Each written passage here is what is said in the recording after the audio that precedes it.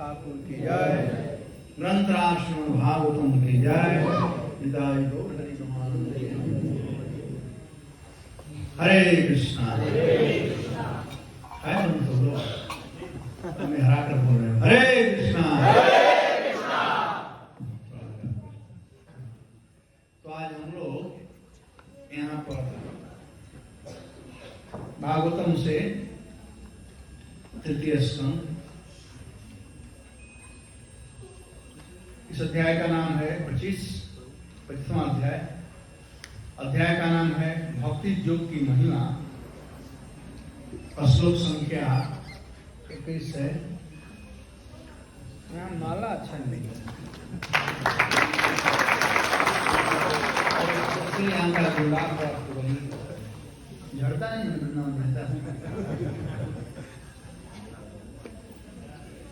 बहुमूल्य चीज का समय बड़ा कम होता है। श्लोक संख्या 21। तो आप लोग हमारे पीछे दोहराने का प्रयास करें हो सके तो। तितिक्षवा कारुणिका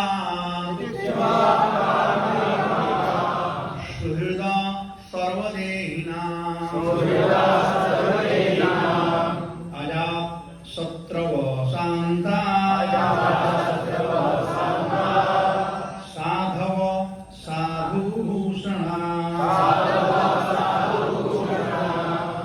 तितिक्षवा कारुणिका सुहृद सर्वदेहिना अयात् शत्रव शान्ता साधव साधुभूषणम् तितिक्षवा कारुणिका सुहृद सर्वदेहिना अयात् शत्रव शान्ता साधव साधुभूषणा। बोलिए। तितिक्षवा कारुणिका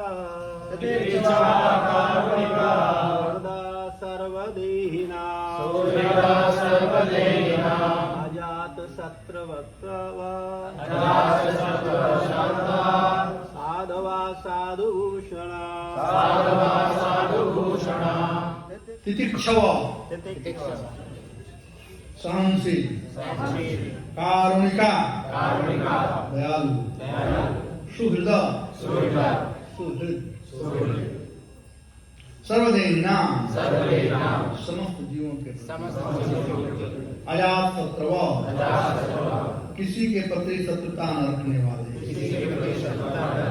शांता शांत साधव साधु शास्त्रों के अनुसार चलने वाले साधु भूषणा अलौकिक गुणों से विभूषित। अनुवाद और तात्पर्य भक्तिवेदांत स्वामी श्री प्रभुपाद की जय। साधु के लक्षण ये हैं कि वह सहनशील दयालु तथा समस्त जीवों के प्रति मैत्री भाव रखता है। उसका कोई शत्रु नहीं होता, वह शांत रहता है, वह शास्त्रों का पालन करता है और उसके सभी गुण अलौकिक होते हैं। तात्पर्य जैसा कि पूर्व में कहा गया है, साधु श्री भगवान का भक्त होता है, अतः उसका मुख्य कार्य लोगों में श्री भगवान की भक्ति जगाना है। यही उसकी दया है। वह जानता है कि श्री भगवान की भक्ति के बिना मनुष्य जीवन चौपट हो जाता है। भक्त संसार भर में भ्रमण करके द्वार द्वार जाकर उपदेश देता है, कृष्ण भावना में बनो, कृष्ण भक्त बनो, अपनी पार्श्विक प्रवृत्ति को भी पूरा करने में अपना जीवन नष्ट न करो। यह मानव जीवन आत्म साक्षात्कार या कृष्ण भक्ति के लिए है। यही साधु के उपदेश है। वह अपने स्वयं के मुख से संतुष्ट नहीं होता, वह सदैव दूसरों के विषय में सोचता रहता है। वह समस्त पतित आत्माओं के प्रति अत्यंत दयालु व्यक्ति होता है, अतः उसका एक गुण है कारुणिका, पतित आत्माओं के प्रति दया। उपदेश कार्य करते हुए उसे अनेक विरोधी तत्वों का सामना करना पड़ता है, अतः साधु या भक्तों को अत्यंत सहनशील या सहिष्णु होना पड़ता है।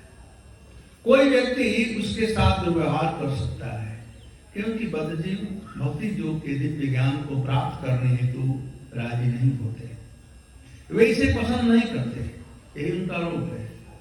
साधु को उनको भक्ति की महत्ता समझाने का प्रशंसा रहित कार्य करना होता है। कभी कभी भक्त के ऊपर हिंसक हमला भी कर दिया जाता है। ईसा मसीह को सूली पर चढ़ा दिया गया।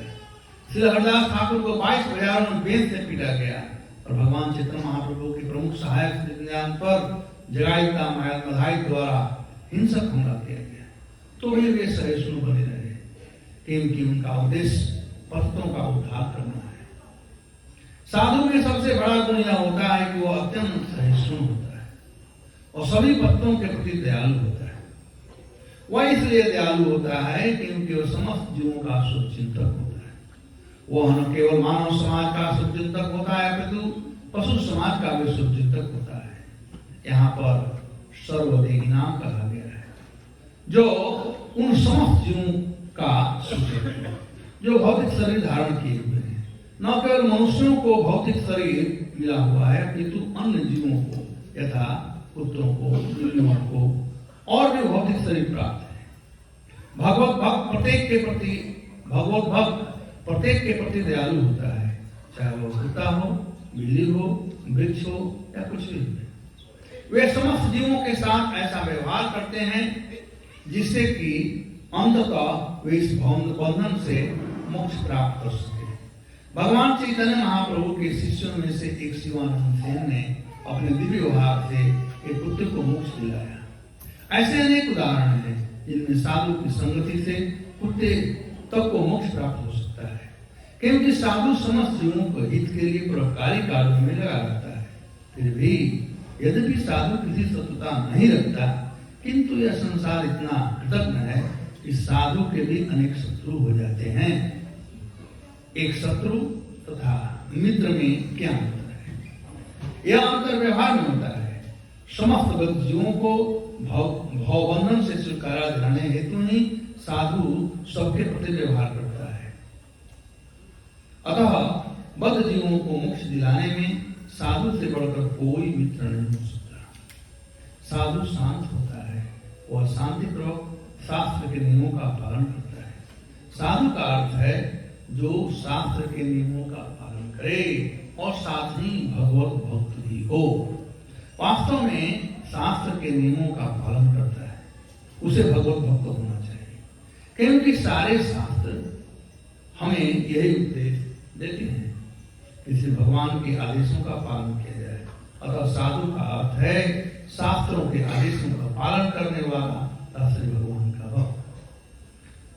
भक्त में इन सभी गुणों की प्रधानता होती है। भक्त में देवताओं के सभी गुण विकसित होते हैं, किंतु भक्त चाहे विद्या की दृष्टि से कितना भी योग्य क्यों न हो, उसमें वास्तविक सद्गुण या उत्तम लक्षणों का अभाव रहता है। एक कथा जो है, मनु महाराज जो हमारे बाप हैं, जिनके चलते हम मनुष्य कहलाते हैं, उनकी एक पुत्री थी जिसका नाम था देवहूति। देवहूति जब एकांत में कहीं कथा है बिठूगा वहीं महाराज तानपाद का राजमहल था। तो देवहूति जब वयस्क हुई, विवाह के योग्य हुई, तो मनु महाराज उसके योग्य एक पति ढूंढ रहे थे और पूरे विश्व में परिभ्रमण किए कि उसके योग्य कौन पति होगा। तो वन में गए और वहां पर एक ऋषि थे और वे बड़े भगवत प्रेमी थे। जब भी बैठते थे तो जहां भी बैठते थे भगवान का चिंतन करते थे और उनके आंखों से इतना अश्रुधारा बहता था कि यहाँ बैठते थे वहां पर कीचड़ बहता था। कीचड़ को संस्कृत में कंद कहते हैं, कंदई कहते हैं, अपभ्रंश में कंदई कहते हैं। तो उनका नाम पड़ गया था कर्दम मुनि। कंद उत्पन्न होता था, यानी कीचड़ बहता था भगवत प्रेम से, तो उनका नाम पड़ा कर्दम मुनि। अब जंगल में रहने वाले थे, कुछ भी नहीं था। मनु महाराज तब वे ढूंढते ढूंढते कर्दम मुनि के पास पहुंचे और समझे कि यही सुयोग्य पति है। यहां पर है राजकुमारी देवहूति, मनु महाराज की पुत्री, और शादी किससे करा रहे हैं? एक फकीर से। आया को शादी करा लो अपनी बेटी को फकीर से? नहीं। लेकिन लोग क्या देखते हैं? रुपया, पैसा, बाह्य वस्तुओं को देखते हैं, अंदर वस्तुओं को नहीं देखते हैं। पहले शादी के बाद में लोग मिलाते थे, कितना गहना है लड़की का, लड़का का, बहुत कुछ होता था। आजकल नियम विराजी क्या करे, घर की क्या जी, वही चल रहा है। एनीवे, मनु महाराज अपनी पुत्री का विवाह कर्दम मुनि से किया। देवहूति जो कि एक राजकुमारी थी, वो अपने को अपने पति के अनुरूप ढाल दी। जैसा पति का व्यवहार था वैसा बन गई। घर गृहस्थी तब अच्छा तरह से चलेगा जब लीडर का हम आज्ञाकार है। घर में पति लीडर होता है तो पत्नी का धर्म है पति के अनुसार चले तो वह घर गृहस्थी शांति से चलेगा। तुम्हारा राजकुमारी देवहूति अपने जीवन को ऐसे ही ढाल दी। उनका भी पूरा शरीर जो था एसेंट्रिक साधु के समान, वो सुंदर सुंदर केस थे, वो सब जरायुक्त हो गए। एक बार भी डिमांड नहीं की देवहूति कि उसे महल चाहिए, क्या चाहिए, क्या चाहिए। लेकिन देवहूति के इस प्रकार के तपस्या को देख कर करके, इस प्रकार के वैराग और त्याग को देख करके कर्दम मुनि पिघल गए और उन्होंने देवहूति के लिए एक विशेष विमान का रचना किया अपने जोग बल से। वो कुछ भी कर सकते थे, एक विशेष विमान का रचना किया जिसमें स्विमिंग पूल था, क्या क्या बहुत कुछ था। जैसे आप लोग पानी की जहाज में जाते हो ना, कहीं कोई गए नहीं पानी की जहाज में, वहाँ सब कुछ है। रेस्टोरेंट है, वो जुआ खेलने वाला है। एक बार मैं कथा करने गया था, सुनने जुआ खेलना, कैसीनो है, स्विमिंग पूल है, सब कुछ है, रेस्टोरेंट बहुत कुछ है। तो उन्होंने वैसा ही कुछ विमान का, बहुत विशालकाय विमान का रचना किया और देवहूति के साथ में हनीमून के लिए चल दिए। शादी की बात तो नहीं किए। और वहां पर अप्सराएं आकर के देवहूति को स्नान करा रही थी।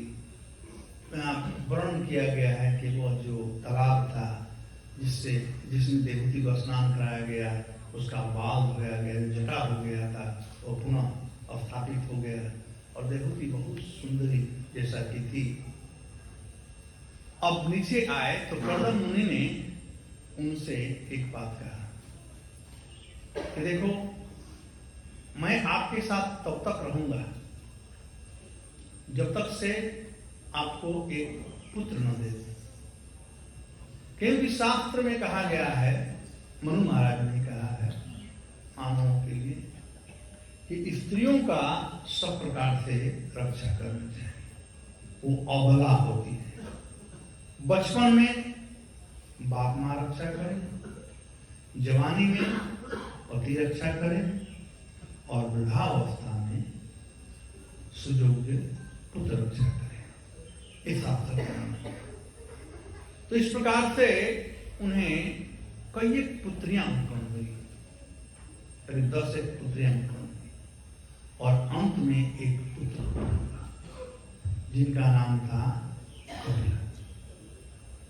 कपिल वस्तु नाम सुना हुआ ना यहाँ पर बंगाल खान देवा, तो कपिल देव, भगवान कपिल देव। भगवान कपिल देव सांख्य सिद्धांत के प्रतिपादक हैं, सांख्य सिद्धांत का प्रतिनिधि है।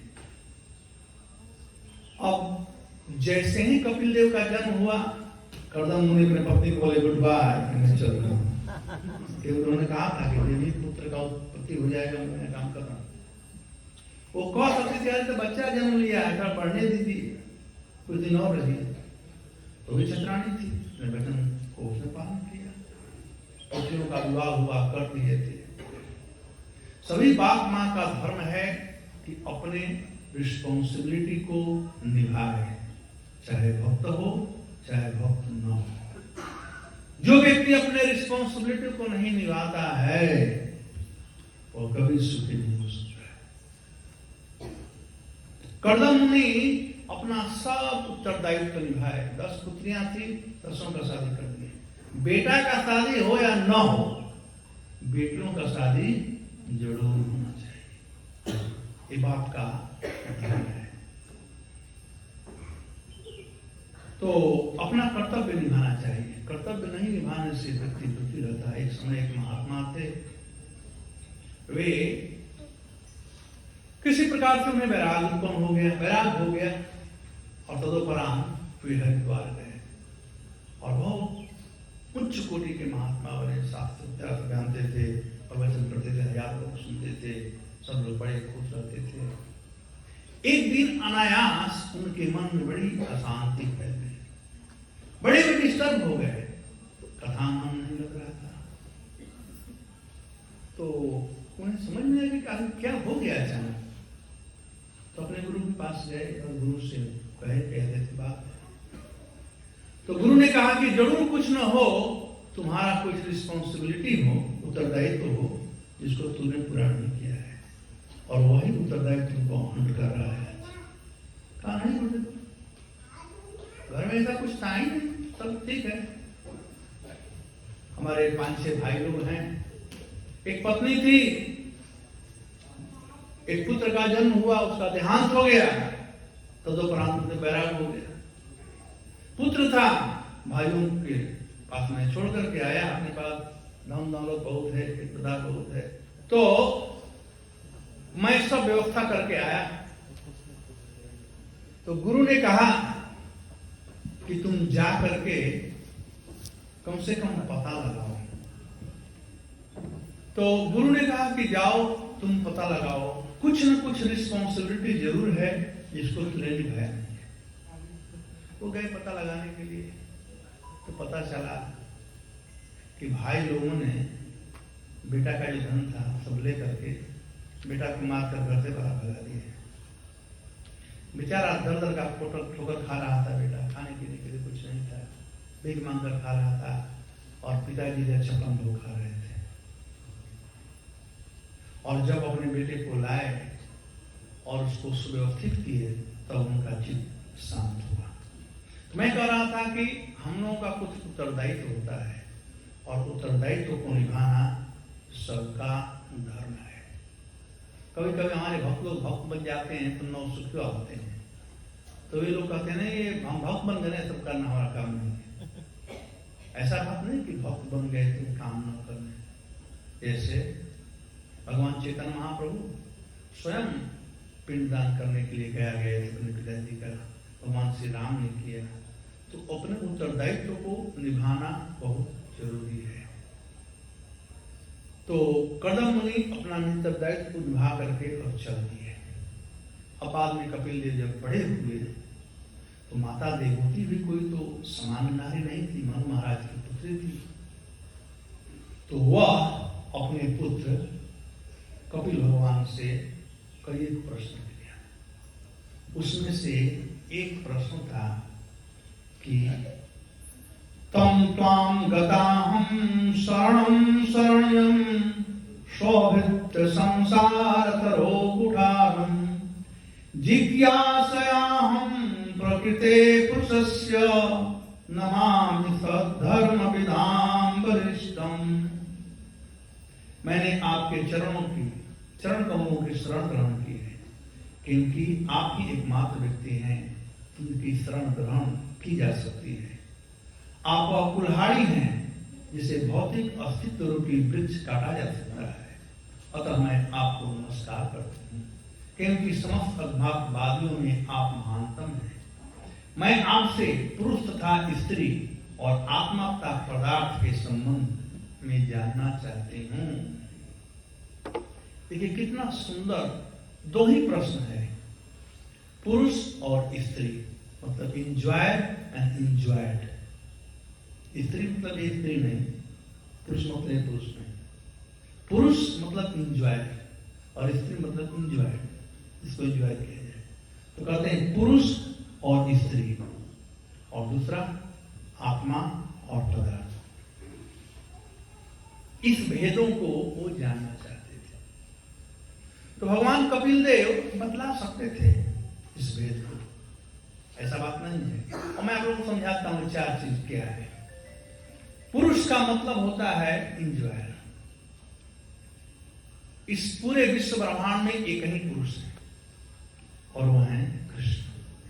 एकले ईश्वर कृष्ण आर सभवृत, जेके जैसे नचाई से तैसे करे नृत्य। एकमात्र ईश्वर भगवान कृष्ण है और सब लोग उनके सेवक हैं। जिसको जैसे नचा रहे हैं वो लोग वैसे नाच रहे हैं। लेकिन आर्टिफिशियली हम लोग भी यहां पर इंजॉयर बनना चाहते हैं। स्त्री भी इंजॉयर बनना चाहती है, पुरुष भी इंजॉयर बनना चाहते हैं। दोनों इंजॉय कर रहे हैं, भले अलग अलग शरीर है लेकिन दोनों इंजॉयर है, चला गया दोनों। लेकिन कृष्ण को पीछे रख कर करके, कृष्ण से मुख मोड़ कर करके। आप लोग जानते हो ना, 36 और 63 दो है ना, 36 और 63 दोनों में बड़ा कौन है? अरे उतारी तो करो, 63 बड़ा है ना? क्या बड़ा है? सबका उत्तर ठीक है, लेकिन असली उत्तर यह है कि 63 में 6 पहले है और 3 बाद में, और 36 में 3 पहले है और 6 कहानी बोलना समझ लेना बुद्धिमान आप लोग। 6 मतलब भगवान, पहले भगवान को रखो फिर अपने को रखो, तब भाव बढ़ जाएगा। लेकिन पहले अपने को रखो, बाद भगवान से 36 तो हम लोगों को क्या बनना है? 63 बनना है। यानी पुरुष कृष्ण है, हम प्रकृति हैं, आगे कृष्ण पीछे हम पहले अपने को आगे रखेंगे और कृष्ण को बाद में रखेंगे। हम इंजॉय बनकर रहना चाहेंगे तो दिन भर रोते रहेंगे, साल भर रोते रहेंगे, जीवन पर्यंत रोते रहेंगे। जो रोना नहीं चाहता है उसको चाहिए 63 बार कराना। भगवान एकमात्र पुरुष हैं और हम प्रकृति हैं, तो कहते हैं पुरुष और प्रकृति को अपनाइए। भगवान पुरुष हैं और हम प्रकृति हैं। भगवान इंजॉयर हैं, हम इंजॉयर हैं। दूसरा कहते हैं आत्मा तथा पदार्थ। आत्मा और पदार्थ दोनों पदार्थ ही हैं, लेकिन एक चित पदार्थ है और एक भौतिक पदार्थ है। आत्मा जो है वो भगवान का अंश है। भगवान गीता में कहते हैं मामे अंश जीवलोक जीवभूत सनातन। वो सनातन है, इटर्नल है। और जो पदार्थ है यानी ये देह जो है, भगवान कहते हैं वो भी मेरा है। बुग्रापन लो वायु कम मनोबुद्धि रेव च अहंकार स्थिति में भिन्ना प्रकृति, मुझसे भिन्न है, मैं इसको अलग कर दिया। भिन्न मतलब अलग हो जाना, मुझसे अलग है। तो जो अलग हो जाता है वो पदार्थ है, और जो भगवान से जुड़ा रहता है वो आत्मा है। तो आत्मा और पदार्थ यानी ये देह और देह में निवास करने वाला आत्मा, इसका संबंध क्या है? यही बात माता देवहूति ने अपने पुत्र और गुरु कपिल भगवान से पूछी। तो कपिल भगवान सोचे भगवान उत्तर दे सकते थे, लेकिन भगवान कपिल देव ने सोचा कि मैं उत्तर दूंगा तो उससे अच्छा होगा कि साधु लोग उत्तर दें। तब भगवान कपिल देव साधुओं का गुणानुवाद कर रहे थे। हे माता, यदि आप ऐसे प्रश्नों का उत्तर चाहती हो, यदि आप संसार भवबंधन से मुक्त होना चाहती हो, तो आपको साधुओं की शरण में जाना पड़ेगा। साधु लोग ही ऐसे प्रश्नों का उत्तर दे सकते हैं और कोई व्यक्ति नहीं दे सकता है, क्योंकि साधु लोग भगवान के बड़े नजदीक होते हैं। प्रश्न उठता है कि साधु है कौन?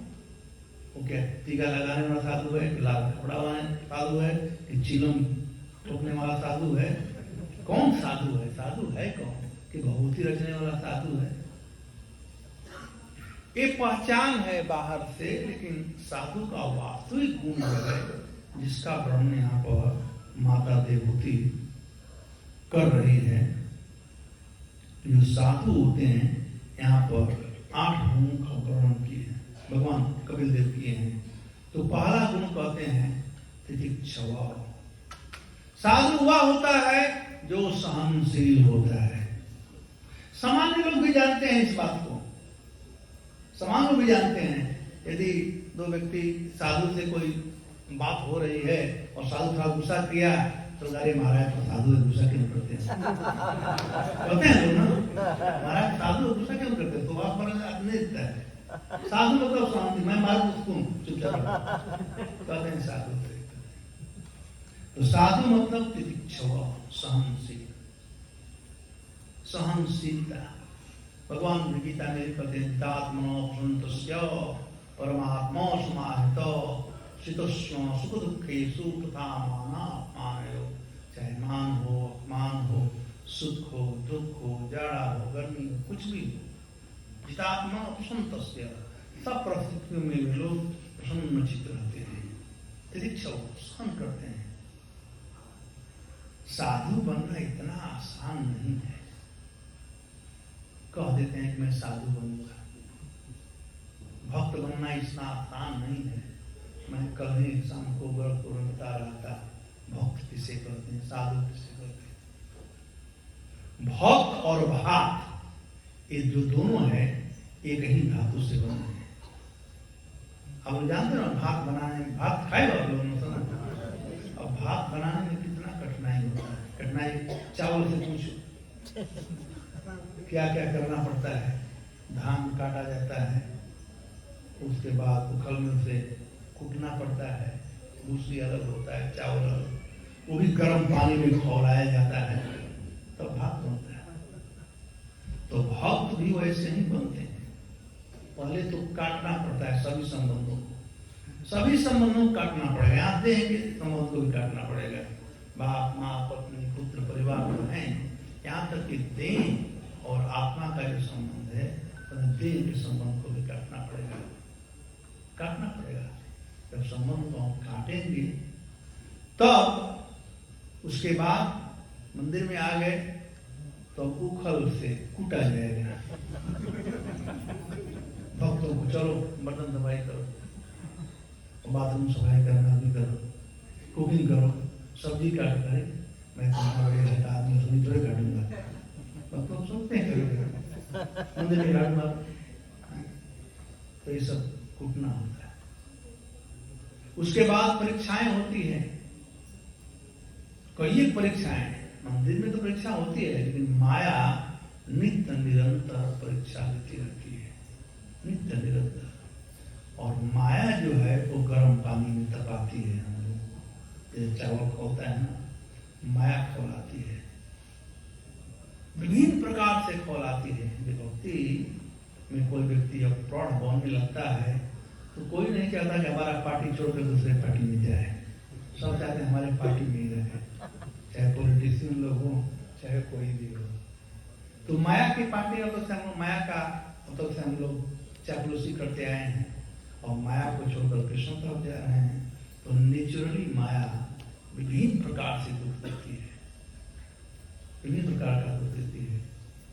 तो हम लोगों को यह समझना चाहिए माया के दुखों को, और उससे हमें दुखी नहीं होना चाहिए, बल्कि हमको प्यूरिफाई करती है, शुद्ध करती है। ठीक है। प्रभुपाद जी उदाहरण दिए हैं 2-3। एक उदाहरण दिए हरिदास ठाकुर का। हरिदास ठाकुर का क्या गलती था? वो मुगल परिवार में जन्म लिए थे और वे कृष्ण का नाम ले रहे थे। कृष्ण का नाम लेने के लिए उनको 22 बाजार में मारा गया था, लेकिन कृष्ण का नाम ले रहे थे। जीसस क्राइस्ट का दिए हैं, प्रहलाद महाराज का दिए हैं। प्रहलाद महाराज क्या तकलीफ था? कल विष्णु का नाम लेते थे बस। तो तितिक्षव मतलब सहनशीलता। विपत्तियां आएगी, लेकिन हम लोगों को सहन करना पड़ेगा, उसको झाड़ना पड़ेगा। जब सहन करेंगे तभी हम आगे बढ़ सकते हैं। और भ्रंश में लोग कहते हैं जो सहेगा उसे लहेगा, जो सहेगा उसको प्राप्त होगा। एक बार एक धोबी था, उसके पास एक बुढ़ा गधा था और वो अंधा गधा हो गया था। तो वो बेचारा गरीब था, उसके बाद थोड़ा जमीन था और एक कुआं था। एक दिन अंधा गधा उस कुएं में गिर पड़ा और लगा रेंगने, सहायता के लिए बुलाने लगा। तो धोबी देखा तो कुआं में गिर गया है गधा। कहा भगवान बड़े दयालु हैं, आप लोग कहाँ जा रहे हो? बैठ जाओ बैठ जाओ। अरे बस मिल जाएगा। तो धोबी ने सोचा कि भगवान बड़े दयालु हैं, गड्ढा भी बूढ़ा हो गया था, दिखाई किसी काम का नहीं था और कुआं में पानी नहीं था। अब अच्छा है कि ये भरने का समय आ गया है। तो पहले लोग हाथ पटाते थे गांव वाले, तो धोबी बुलाया, सब गांव वाले आए अपना फावड़ा और सब लेकर के, और ऊपर से मिट्टी डालने लगे। गधा बेचारा चुप हो गया था। गधा ने सोचा मैं तो चिल्लाया था कि ला करके लोग मुझे रक्षा करेंगे, ये तो हमको मारना चाहते हैं। तो ऊपर से मिट्टी डालने लगे, तो अपना सिर हिलाने लगा ऐसे, तो डाले मिट्टी, सिर हिलाया, मिट्टी नीचे गया, फिर डाले, फिर हिलाया, नीचे गया। अंत में क्या हुआ? कुआं तो भर गया लेकिन गधा ऊपर आ गया। तो ये संसार हम लोगों को ऐसे ही मिट्टी भरेगा, दुख देगा, लेकिन जो भक्त होता है सहनशील होता है, और क्योंकि वो सहनशील होता है उसका बुद्धि काम करता है। जो सहनशील नहीं होता है वो डिस्टर्ब हो जाता है, तो उसमें बुद्धि काम करना बंद करता है। और जब बुद्धि और मन का कनेक्शन नहीं होगा तो व्यक्ति हमेशा खराब काम करता है। जब तक से बुद्धि कंट्रोल करेगा मन को, तब तक से हम लोग खराब काम नहीं करेंगे। उदाहरण के लिए हम कभी कभी ड्राइव करते हैं, सामने वाला थोड़ा स्लो चलता है, मन करता उड़ाते हैं, उड़ाते हैं ना, मन तो कर देता है। कभी क्लाइंब करो 20-25-100 महले के बिल्डिंग पर, सब नीचे देखो, मन करता है कुत्ते कैसा लगता है, मन कर लेता है, लेकिन बुद्धि कंट्रोल करता है। बुद्धि नहीं तो खुद भी जाता हो, मन का बात सुन के। जो साधु लोग होते हैं हमेशा बुद्धि का प्रयोग करते हैं। जो मतलब होता है बुद्धि का, कोई परिस्थिति आए बुद्धि का प्रयोग करें। दूसरा है कारुणिका। साधु लोग बड़े ही दयालु होते हैं। जैसे भगवान दयालु हैं वैसे ही भक्त दयालु होते हैं। भक्तों में भी वही गुण है जो भगवान का है। एक आचार्य हमारे श्रीपाद जी गोस्वामी वे कहते हैं कि भगवान का हृदय बिल्कुल कोमल मक्खन के समान होता है, वैसे ही भक्तों का हृदय जो होता है बिल्कुल कोमल मक्खन के समान होता है। और जब भक्त लोग देखते हैं कि बाहर के लोग कितने तड़प रहे हैं, कितने दुख भोग रहे हैं, दुख मतलब ताप, जब वो ताप देखते हैं, जब आग होगा और साथ में मक्खन होगा तो क्या होगा? मक्खन पिघल जाएगा ना। तो संसारी के लोगों के ताप को जब भक्त लोग देखते हैं तो उनका हृदय पिघल जाता है, और वही कहलाता है कारुणिका। पिघला हुआ हृदय कारुणिका। जिसका हृदय स्टील फ्रेम का है वह प्रचार कभी नहीं कर सकता है। प्रचार वही कर सकता है जिसके हृदय में करुणा हो। भगवान सबके प्रति करुणामयी है। भगवान गीता में कहते हैं भोक्तारं जगतवसां सर्वलोक महेश्वरम सुहृदं सर्वभूतानां ज्ञात्वा मां शान्तिर्यच्छति। भगवान सबके लिए सुहृद है। तीसरा चीज यहाँ पर सुहृद यानी भगवान के पास दिल है, वैसे ही भक्तों के पास दिल है, करुणा है और साथ साथ दिल भी है। भक्त लोग सुहृद होते हैं। सुहृद का दो अर्थ होता है। सु मतलब अच्छा और हित मतलब हृदय। जिसका हृदय साफ हो गया है वह साधु। साधु वह है जो कहता है अंदर और बाहर कोई अंतर नहीं है, साफ हृदय वाला। और साफ हृदय कैसे होता है? भगवत कथा सुनकर के। श्रुताम सौक्ता कृष्ण पुण्य श्रवण कीर्तनम हृदयंतस्ताहि अभद्राणि विधुनोति श्रुतता। विधुनोति हृदय को देता है ये हरि कथा, तो वे सुहित हो जाते हैं। सुहित।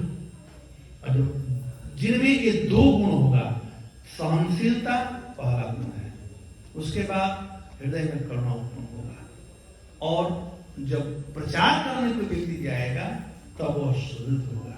और किसके लिए? सर्वदेहिनाम, समस्त प्राणियों के लिए। प्रभुपाद जी कहते हैं कि आज लोग बहुत सुहृद हैं कुत्तों के प्रति। कुत्तों के प्रति बहुत सुहृद हैं, लेकिन गाय कसाई खाने में काटी जा रही है उसके लिए कोई झंडा नहीं और कौन करने वाले। लेकिन गाय पर हो रहा है पर हो रहा है, प्राणियों पर हो रहा है, अन्य मनुष्यों पर हो रहा है।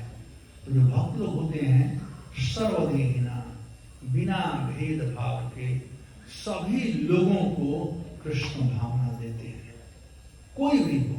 प्रभुपाद जी उदाहरण दिए हैं शिवानंद सिंह का, तो वे कैसे अपने कुत्ते को भी भगवत धाम पहुंचा दिए।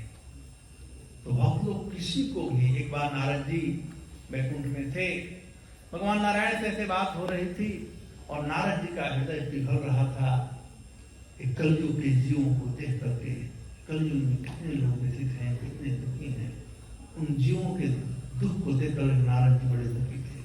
भगवान नारायण से पूछे, प्रभु कोई ऐसा मंत्र दो, कुछ बताओ जिससे सबका कल्याण हो। तो भगवान ने उनको मंत्र दिया, हरे कृष्ण महामंत्र, और कहा कि जाओ जो भी मिलेगा पहले तुम उसको दे देना। तो नारद जी नीचे आए तो देखे एक सांप था,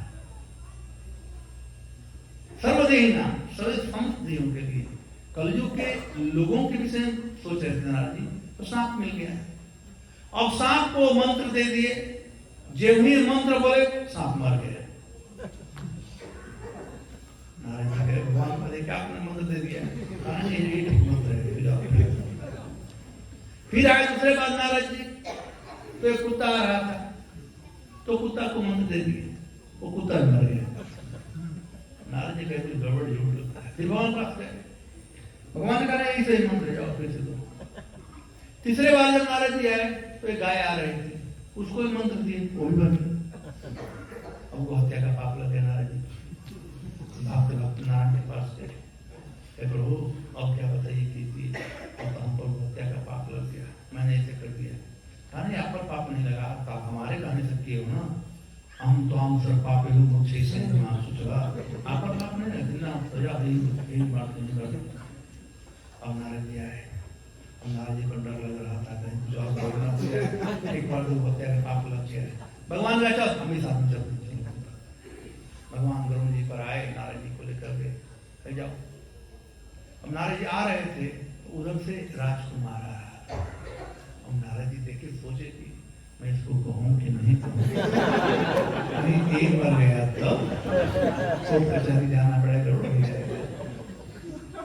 नारद जी बड़े उलझन पड़े, भगवान ने कहा दे दो, चिंता मत करो।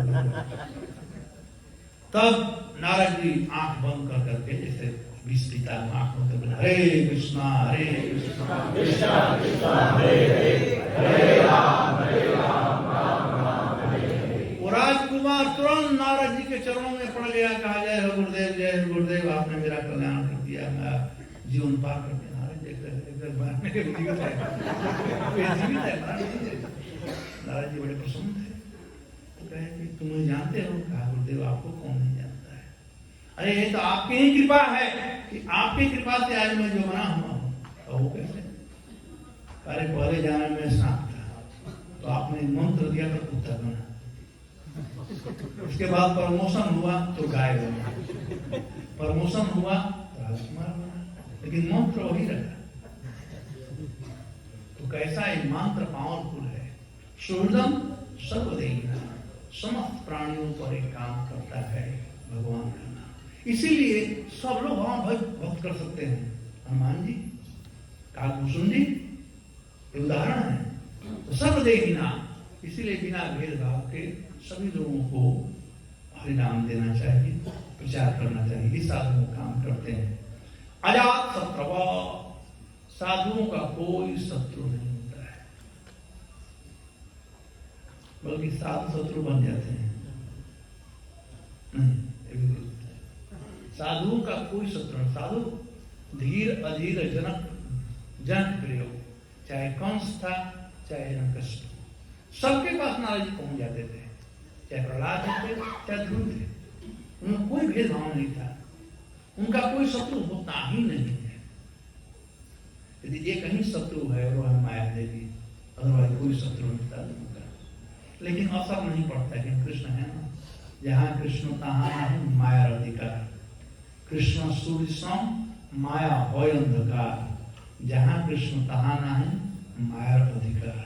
कृष्ण सूर्य के समान है और माया अंधकार के समान है। यहाँ पर कृष्ण है, वहां पर माया का कोई प्रकोप नहीं है।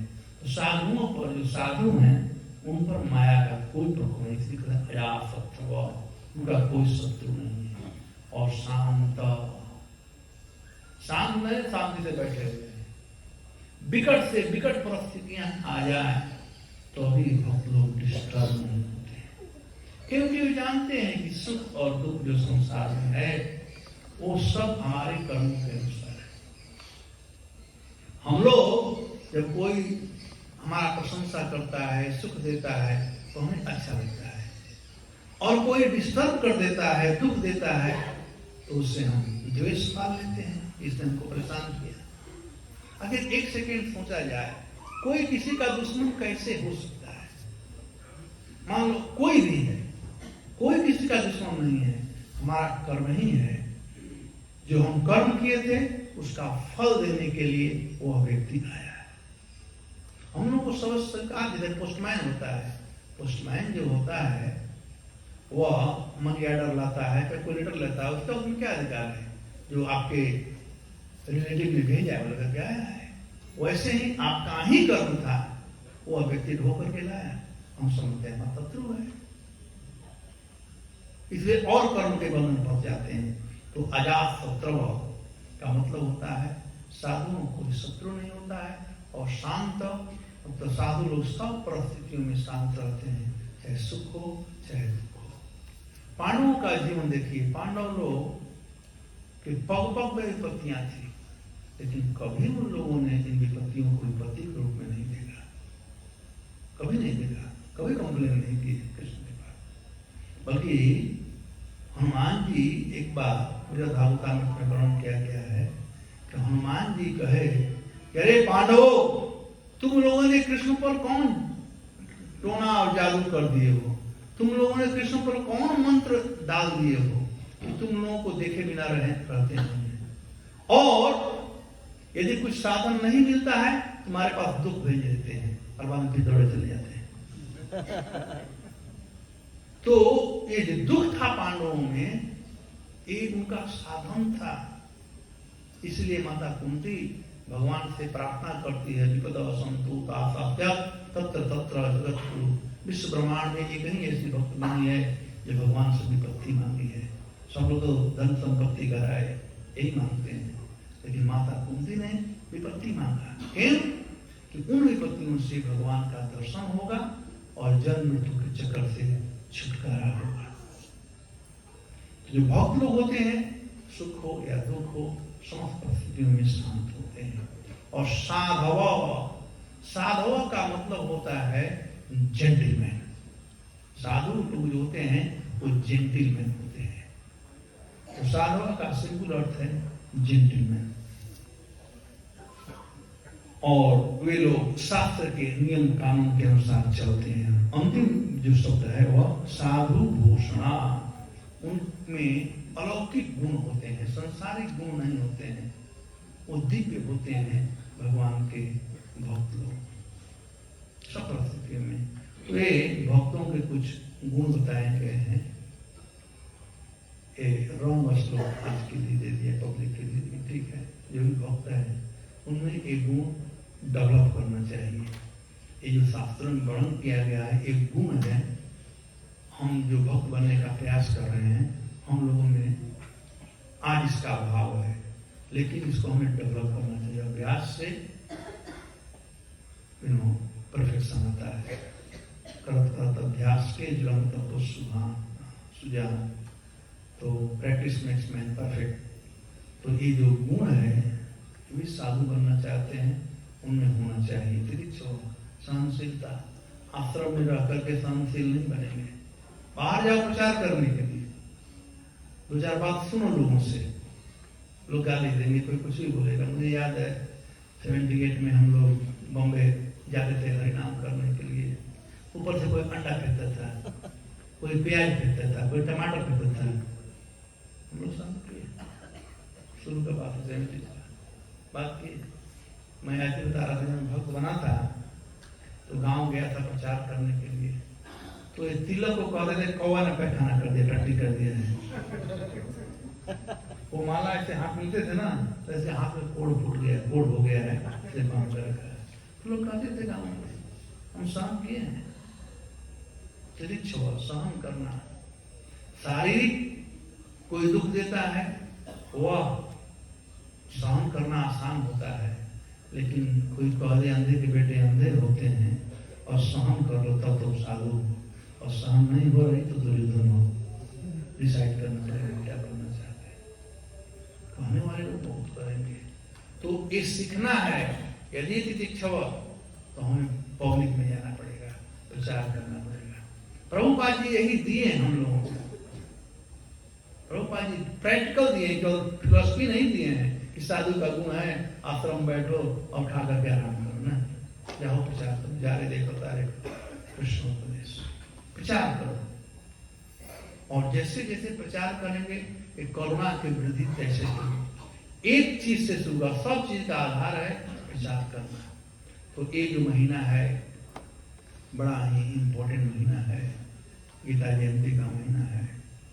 भगवान इसी महीने में अभी गीता एकादशी लास्ट भगवान अर्जुन को गीता का उपदेश दिए थे। और पूरा उपदेश देने के बाद पहले तो भगवान गुरु के रूप में अर्जुन को उपदेश किए, श्लोक संख्या 64 तक। उसके बाद में अपना स्वरूप स्वीकार, जब वहां पर अंतिम श्लोक है जहाँ भगवान ने कहा यथेच्छसु तथा कुरु, भैया जो मुझे कहना था मैं कह दिया, अब करना तुम्हारा काम है, जो तुम्हारी इच्छा है वो करो। उसके बाद भगवान के रूप में आ गए। और अर्जुन कहते हैं मन मना भव मत भक्तो, और अंत में कहते हैं सर्वधर्मान परित्यज्य। ये सब भगवान बोल रहे हैं। और अंत में 2 श्लोक है जहाँ भगवान कहते हैं कि हे अर्जुन, ये जो गीता है तुम्हारे लिए ही नहीं है, सबके लिए है। या इदं ब्रह्म गुह्यं भक्तस्य विधास्ति भक्तिमयी प्राप्तवा मामे एवं अनुसंशय। हे अर्जुन, जो व्यक्ति इस दिव्य ज्ञान को भक्ति पूर्वक प्रेम पूर्वक दूसरों में बांटता है, वह व्यक्ति जीवन के अंत में मुझको प्राप्त करता है, न संशय, इसमें कोई दो राय नहीं है। और जितना दिन जीता है, कहते हैं न च तस्मात् मनुष्येषु कश्चित् मे प्रियकृतमः, उसके समान मेरे पास कोई प्रिय नहीं था, न है और न होगा। भगवान का प्रिय बनने का, भगवान के नजदीक आने का 63 बनने का तरीका है गीता का वितरण करना। तो इस अवसर है। दूसरा बात बताता हूं, जो भगवान के नजदीक रहता है वो कभी दुखी नहीं रहता है, जो दूर रहता है वही दुखी। मैं उदाहरण दे रहा हूं आज का। आप लोग बस में चढ़े हैं ना कभी कभी, तो एक व्यक्ति ड्राइवर के बगल में बैठता है और एक व्यक्ति लास्ट सीट पर बैठता है, राइट? दोनों एक ही बस में बैठे हैं, ड्राइवर एक ही है, गाड़ी का स्पीड एक ही है, गाड़ी एक ही है, डीजल उतना ही लग रहा है, लेकिन यदि बम्पी रोड हो तो चोट किसको लगता है? पीछे लगना अनुभव है ना,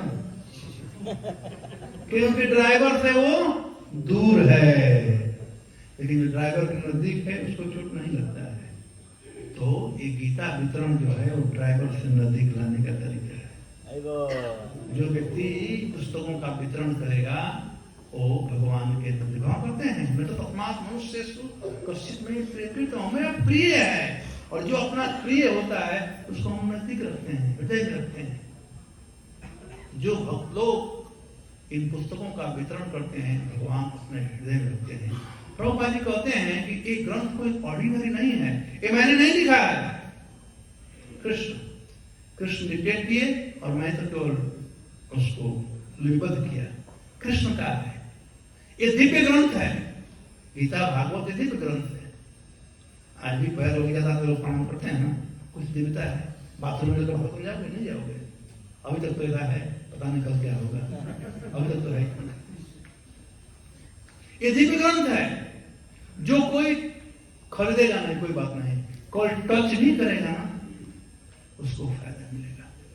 कोई टच करने दे, बिजली है, तार में लाइन है, कोई टच करेगा तो असर पड़ेगा।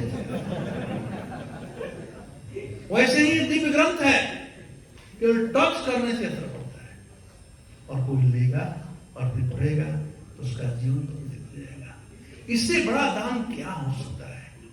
इससे बड़ा दान क्या हो सकता है जो किसी को, आज लोग फिलैंथ्रोपिकल एक्टिविटी कर रहे हैं, रोटी कपड़ा मकान का, चारा का दिन है, कम्बल बांटो, ये करो वो करो, ये ठीक है, ये देह तक सीमित है, लेकिन कितना दिन? देह तो खत्म होने वाला है, आज नहीं तो, लेकिन आत्मा सनातन है, आत्मा हमेशा रहने वाली है। तो आत्मज्ञान को जानने का यह चक्षु है, वह आंख है जिसे हम अपने को समझ सकते हैं।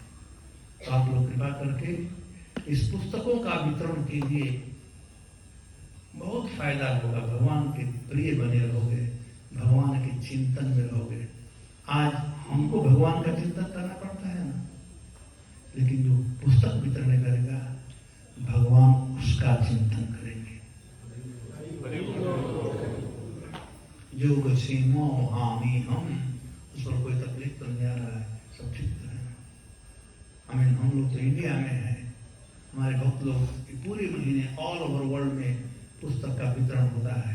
रशिया में, साइबेरिया में -50 डिग्री में जाते हैं भक्त लोग पुस्तक वितरण करने के लिए, अमेरिका में सब जगह वितरण होता है।